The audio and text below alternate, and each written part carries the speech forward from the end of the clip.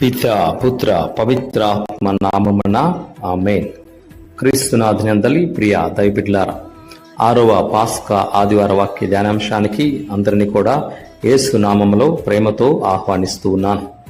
అపోస్తుల కార్యములు 8వ అధ్యాయము 5-8, 14-17, మొదటి పేతురుగా రాసిన లేఖ 3వ అధ్యాయము 15-18, యోహాను సువార్త 14వ అధ్యాయము 14 మొదలుకొని 21వ వచనం వరకు. క్రీస్తునాథునందలి ప్రియ దైవబిడ్డలారా, ఈ యొక్క 3 పట్టణాలు మనకు బోధించేది ఏమిటయ్యా అంటే, మనందరం కూడా అనాథలుగా ఉండక భగవంతుడు ఆత్మవరాన్ని, పవిత్రాత్మను మన కోసం పంపిస్తానని వాగ్దానం చెప్తున్నారు. కాబట్టి మనందరం కూడా అతనిలో ఏకమై ఉండాలంటే అతని యొక్క ఆజ్ఞలను పాటించండి, త్రిత్వైక సర్వేశ్వరుడు ఐక్యమై ఉండండి అని వాక్యాల యొక్క సారాంశం. ప్రియ దైవబిడ్డలారా, ఈనాటి మొదటి పట్టణం మనం చదువుతూ ఉంటాం. ప్రభువైన దేవుని యొక్క వాక్యాన్ని గురించి ఆ యొక్క పేతురు గారు బోధన చేస్తూ ఉండగా అనేక మంది దేవుని యొక్క అనుగ్రహాలకు పాత్రులయ్యారు. మరి దేవుని యొక్క కృపకు పాత్రలయ్యే విధముగా అతని యొక్క ప్రార్థన మరి వాక్య పరిచర్య ద్వారా అనేక దుష్ట శక్తులు సహితము పారిపోయాయి. ఈ సందర్భంలో భగవంతుడు మనకు గుర్తు చేసేది ఏమిటయ్యా అంటే, మనం చేసే ప్రతి పనిలో కూడా దేవుని యొక్క కృపకు పాత్రలయ్యేది ఉండాలి.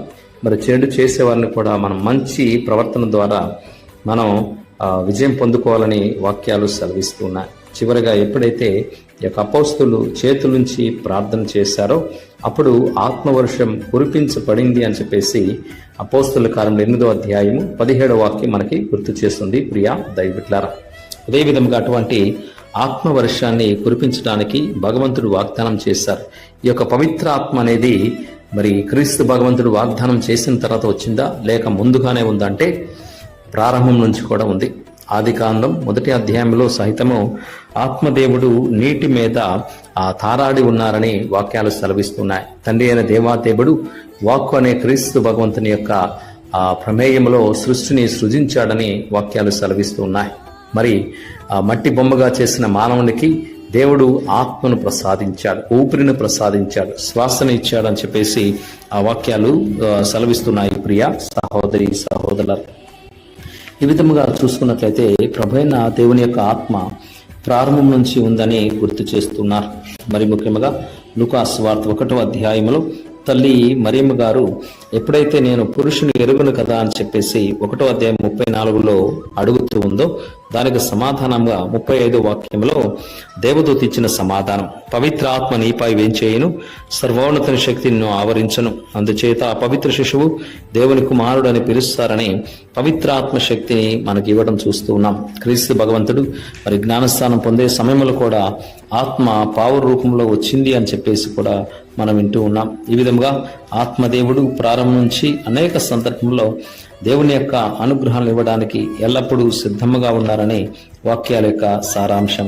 అదేవిధముగా ప్రియ దైవబిడ్డలారా, ప్రభువైన దేవాదేవుడిచ్చిన వాగ్దానం ఏమిటయ్యా అంటే, యోహాను సువార్తలో సహితము 20వ అధ్యాయంలో ఆ యొక్క 21వ వాక్యంలో ఈ విధముగా సెలవిస్తున్నారు, మీకు శాంతి కలుగును కాక అని చెప్పి నా తండ్రి నన్ను పంపినట్లు నేను మిమ్ము పంపుచూ ఉన్నాను. అట్లు పలికి ఆయన వారి మీద శ్వాస ఊది పవిత్రాత్మను పొందండి అని చెప్పేసి భగవంతుడిచ్చిన సందేశం. ప్రియ దైవబిడ్డలారా, ఈ విధముగా పవిత్రాత్మ అనుగ్రహాలు ప్రారంభం నుంచి ఇప్పటి వరకు కూడా మనందరికీ ఇవ్వబడుతున్నాయి. మరి ముఖ్యంగా ఈ యొక్క 7 దివ్య సంస్కారంలో ఆత్మ బలం చేత మనందరం కూడా నింపబడుతూ ఉన్నామని దేవాదేవుడు మనకి గుర్తు చేస్తున్నారు. ప్రియ సహోదరి సహోదరులారా, కాబట్టి అటువంటి ఆత్మ చేత భగవంతుడు అంటున్నారు, నేను మిమ్ము అనాథులుగా విడిచిపెట్టను, నేను మీ యొద్దకు వస్తాను అని చెప్పేసి భగవంతుడు చెప్పిన వాగ్దానం ప్రకారం ఎల్లప్పుడూ ఆ యొక్క ఆత్మానుగ్రహాలను ఇస్తూ ఉన్నాడు.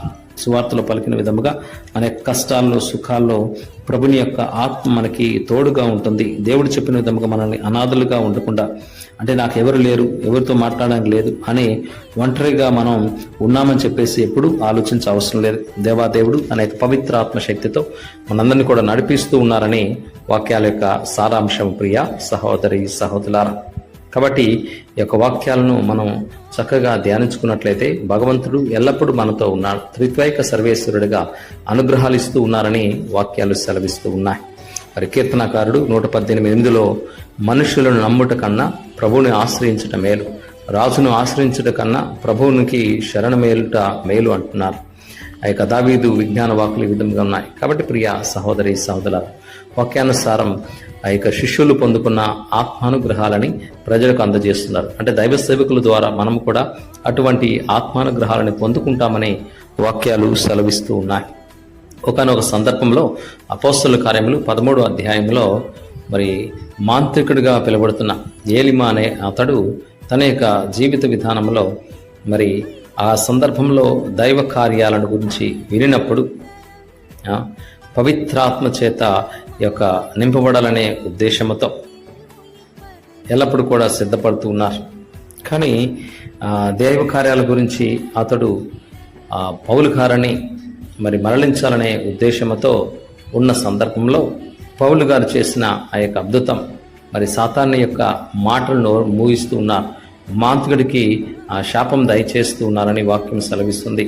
అపోస్తలుల కార్యములు 13వ అధ్యాయము 10 నుంచి చదువుకున్నట్లయితే, సైతాను పుత్రుడా, నీవు అన్ని విధములుగా కపటముతో మోసముతో నిండినావు, నీతికి నీవు విరోధివి, ప్రభు రుజుమార్గులను వక్రగతులు పట్టించున్నావు, కాబట్టి ప్రభుహస్తము నీపై పడనుంది, నీవు కొంతకాలం వరకు గుడ్డివాడి సూర్యకాంతిని చూడలేకపోవద్దుము అని పలికెను. వెంటనే కన్నులు మంచు తెర చీకటి పొర క్రమేణ అందుచేత అతడు గుడ్డివాడిగా మారాడు. అంటే దైవ కార్యాలకు వ్యతిరేకంగా ఉంటే ఇటువంటి శాపానికి గురి అవుతారని ఆ వాక్యాలు సెలవిస్తున్నాయి.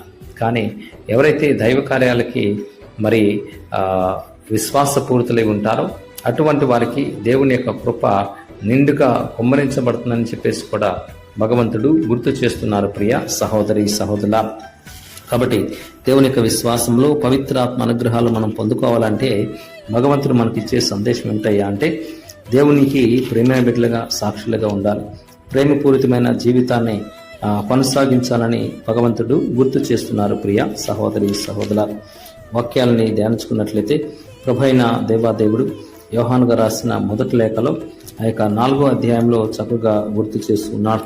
దేవుడు ప్రేమ స్వరూపుడు. ఏ వ్యక్తి ప్రేమమయుడై జీవించునో అతడు దేవుని యందును దేవుడు అతని యందును ఉంటారు అని వాక్యం సెలవిస్తుంది. ప్రేమ యందు భయం ఉండదు, పరిపూర్ణ భయమును తరిమివేయును. భయమును దాని శిక్షతో సంబంధము కలదు. కాబట్టి భయపడేవాడు ప్రేమ యందు పరిపూర్ణుడు కాలేడు. దేవుడు మనలను మొదట ప్రేమించాడు కాబట్టి మనము కూడా దేవుని ప్రేమిస్తున్నాం.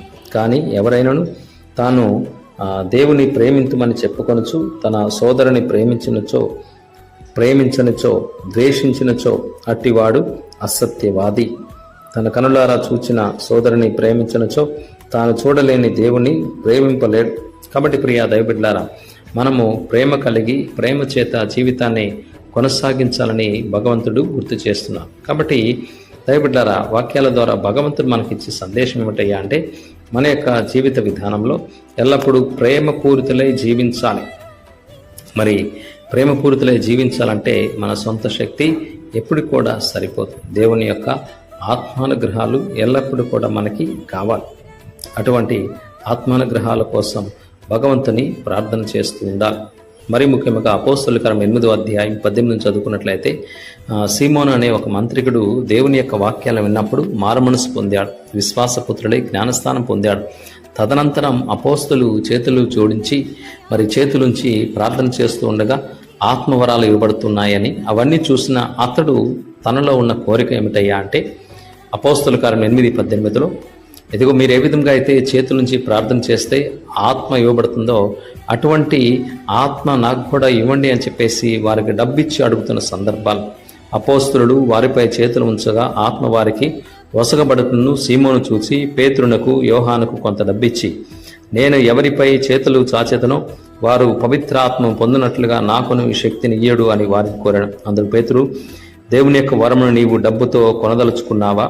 నీవు నీ డబ్బుతో పాటు నాశనం అవుతావని అతడు శపిస్తూ ఉన్నాడు. కాబట్టి ప్రియ సహోదరి సహోదరుల, ఈ లోకంలో మనందరం కూడా ఏదైనా కొనవచ్చు, కానీ డబ్బు చేత దేవుని యొక్క అనుగ్రహాన్ని వరాన్ని పొందుకోలేం. కరోనా సమయంలో మరి డబ్బు ఉన్న వాళ్ళు ఎంతోమంది అనారోగ్యం పాలై జీవితాన్ని కోల్పోయారు, కానీ పేదవాళ్ళు మాత్రం జీవితాన్ని పొందుకున్నారు.